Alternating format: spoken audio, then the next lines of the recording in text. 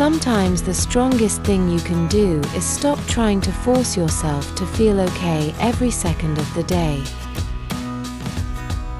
Not every moment has to be productive. Not every thought has to be solved immediately. You're allowed to have quiet days and step back from the noise for a little while. Rest is not failure. Pausing is not weakness. Sometimes your mind and heart are simply asking for a little room to breathe before moving forward again. And honestly, that's part of being human too.